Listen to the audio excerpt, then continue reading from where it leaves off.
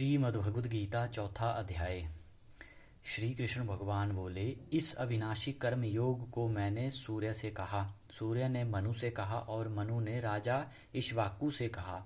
हे अर्जुन, इस परंपरा से प्राप्त यह योग सब राजऋषियों ने जाना, परंतु अधिक समय व्यतीत होने से यह लुप्त हो गया। वही प्राचीन योग आज तुमको मैंने बताया है, क्योंकि तुम मेरे भक्त और मित्र हो। यह योग रहस्य अति उत्तम है। अर्जुन कहने लगे, आपका जन्म तो अभी हुआ है और सूर्य का जन्म बहुत पहले हुआ था। मैं कैसे मानूं कि आपने सूर्य को यह योग बताया था।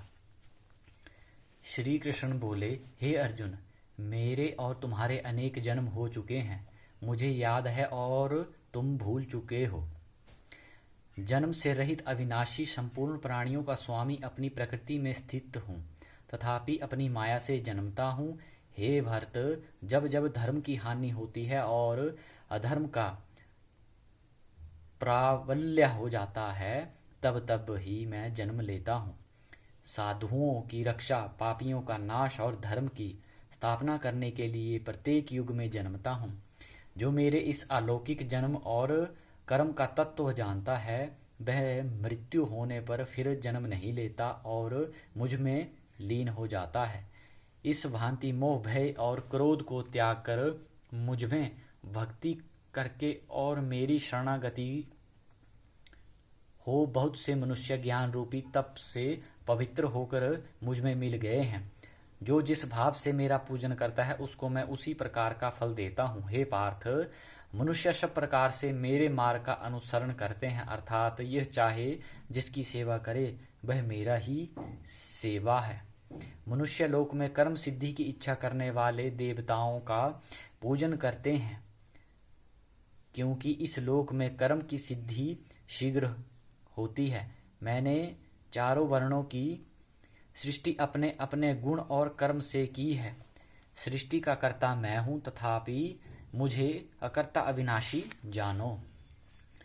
कर्म मुझको वृद्ध नहीं कर सकते, तथापि कर्म फल में मेरी कामना नहीं है। इस प्रकार जो मुझको पहचानता है, वह कर्म के बंधन में नहीं पड़ता। अतएव पूर्व पुरुषों के किए हुए कर्म और तू भी कर। हे अर्जुन, कर्म क्या है, अकर्म क्या है, इसके विचार में विद्वान की बुद्धि भी चकरा जाती है। उसी कर्म का वर्णन मैं तुमसे करूंगा, जिसके जानने से संसार के बंधन छूटकर मोक्ष के भागी होंगे। कर्म, विकर्म और अकर्म तीनों का जानना आवश्यक है, क्योंकि कर्म की गति गंभीर है। हे अर्जुन, जो कर्म करने की कोई कामना नहीं रखता और जिसके समस्त कर्म ज्ञान रूपी अग्नि से भस्म निर्मल हो गए हैं, उसको पंडित कहते हैं। जो कर्म फल की आशा छोड़कर करता है और उसमें आसक्ति भी नहीं रखता और निराक्षय की संतुष्ट रहता है, ऐसा मनुष्य कर्मों में घिरा रहने पर भी मानो कुछ नहीं करता। देव योग से जो कुछ मिल जाए उसी पर संतुष्ट रहता है। जो हर्ष, शोक आदि द्वंद्वों से मुक्त है तथा किसी से ईर्ष्या नहीं करता, कर्म की सिद्धि या असिद्धि में वेद नहीं समझता, वह कर्म करता हुआ भी उसमें नहीं बंधता। जो फल की इच्छा नहीं रखता, वह वासना से दूर हो गया है। ज्ञान में जिसका मन अचल है, जो यज्ञ के कर्म करता है, वे सब कर्म लुप्त हो जाते हैं। हवन करने का पदार्थ भी ब्रह्मा है, आहुति देने वाला भी ब्रह्मा है। इस प्रकार जिसकी बुद्धि में सब कर्म ज्ञान में है, उसको ब्रह्मा प्राप्त होता है। कोई कर्म योगी देवताओं की पूजा करते हैं और ज्ञान योगी ब्रह्मारूप अग्नि में यज्ञ रूप से हवन कर परमात्मा का भजन करते हैं। कोई ऐसे हैं जो अपनी इंद्रियों को तथा कर्मों को संयम रूपी अग्नि में होम देते हैं, और कितने ही इंद्रियां रूप अग्नि में इंद्रियों के रूप शब्दादि विषयों को होम देते हैं। कितने ही लोग इंद्रियों के सब कर्मों को और प्राणों के कर्मों को आत्मज्ञान से प्रज्वलित संयम रूप अग्नि में होम देते हैं। कोई तो द्रव्य यज्ञ करते हैं, कोई तप यज्ञ, कोई योग यज्ञ, कोई स्वाध्याय और कोई ज्ञान रूपी यज्ञ करते हैं, और कोई प्राणायाम में तत्पर रहने वाले योगी प्राण और अपान वायु में प्राण को रोकते हैं और प्राण वायु में अपान वायु का लय करते हैं। कोई आहार को निरंतर कम करके प्राण को होमते हैं। वे यज्ञ वेदा हैं और यज्ञ से ही इनके सब पाप नाश हो जाते हैं। जो यज्ञ से बचे हुए अमृत रूप अन्न को खाते हैं वे सनातन ब्रह्मा को प्राप्त होते हैं। हे अर्जुन, जो यज्ञ नहीं करते उनको यह लोक और परलोक दोनों ही नहीं है। इस प्रकार से बहुत से यज्ञ वेद से विस्तार सहित वर्णित हैं। इन सबको कर्म से उत्पन्न हुए जानो। हे परम तप द्रव्य में यज्ञ में ज्ञान यज्ञ उत्तम है। हे पार्थ, फल सहित सब कर्म ज्ञान में समाप्त हो जाते हैं, सो उस ज्ञान यज्ञ का तत्वदर्शी और ज्ञानी लोग तुमको उपदेश करेंगे। इसलिए तुम उनकी सेवा करना और उनको विनय पूर्वक प्रसन्न करके ज्ञान यज्ञ जानना। इस ज्ञान का लाभ प्राप्त करके तुमको ऐसा मोह भी नहीं होगा। इसी ज्ञान से समस्त प्राणियों को तुम अपने में और मुझ में देखोगे। यदि सब प्राणियों से भी अधिक पाप करने वाले हो तो भी ज्ञान रूपी नौका से ही सब पाप रूपी समुद्र को पार कर जाओगे। हे अर्जुन, जिस प्रकार प्रज्वलित अग्नि लकड़ी को जलाकर भस्म कर देती है, वैसे ही ज्ञान रूपी अग्नि सब कर्मों को भस्म कर डालती है। इस लोक में ज्ञान के समान पवित्र और कुछ नहीं है।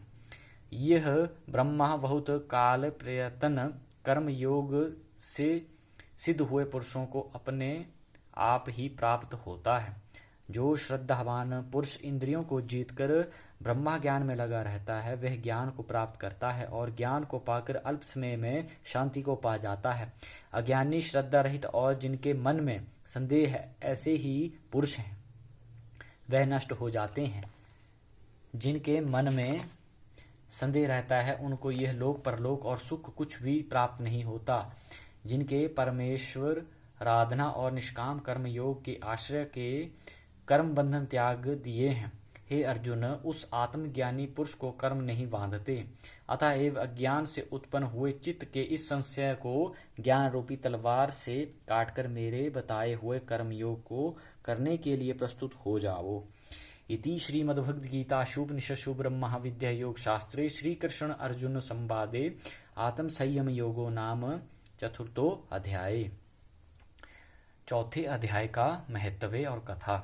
श्री भगवान बोले, हे लक्ष्मी, जो पुरुष श्री गीता जी का पाठ करते हैं उनके स्पर्श मात्र से अधम देह छूटकर मुक्ति को प्राप्त होता है। लक्ष्मी जी ने पूछा, हे महाराज, श्री गीता जी के पाठ करने वाले को छूकर कोई भी जीव मुक्त हुआ है? तब श्री भगवान ने कहा, हे लक्ष्मी, तुमको मुक्त हुए की एक पुरातन कथा सुनाता हूँ। भागीरथी गंगा जी के तट पर एक काशीपुरा नगर है। वहाँ एक वैष्णव श्री गीता जी के चौथे अध्याय का पाठ किया करता था। एक दिन वह साधु वन में गया। वहाँ वेरियों के 2 वृक्ष थे, उनकी बड़ी छाया थी। वह साधु वहाँ बैठा गया और बैठते ही उसको निंद्रा आ गई। एक वेरी से उसके पांव लगे और दूसरी के साथ सिर लग गया। वह दोनों वेरियां आपस में कांपकर पृथ्वी पर गिर पड़ी।